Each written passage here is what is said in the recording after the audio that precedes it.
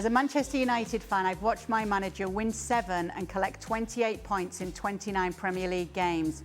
Now I've watched him get out-coached by Dave Artell and Grimsby with a quarter of the talent. Why on earth does Amorim deserve another game at my club? Good question. I think, I don't know about you, Shaq, that they've made a decision. They absolutely made a mess of the Ten Hag situation. A complete mess. I mean, a complete shambles. Winning the FA Cup and they've gone, there's a contract, everything's rosy. When we all sat here and went, now, cut them now, move on. So they delayed that. They then went all in on Amorim, and so they're in a corner.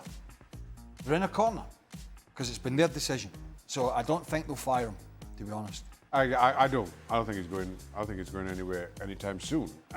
Not that he deserves to be kept, but one, Craig mentioned the whole history to it was just an absolute mess, and then you just wonder if Manchester United can afford to pay up another manager and then bring in another manager who will want to bring in players of his own to try to fix this mess.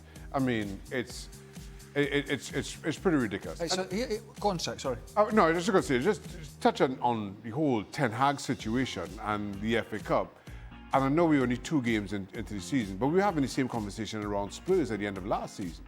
Do they stick with Postecoglou, given they won the Europa League or not?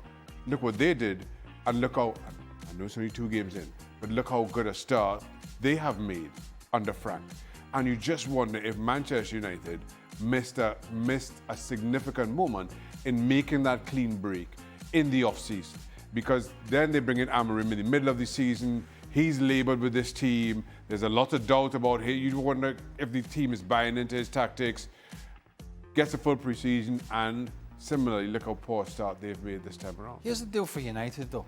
When he keeps talking about this system, and I mentioned it in the show, it drives me absolutely nuts now.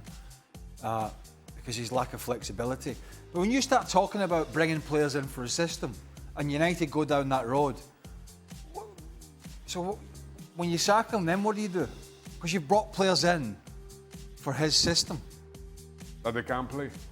They're struggling to play in. Bring players and then you in bring another manager in who wants to go a completely different road. You bring players in to play a certain system, and they can't play that system.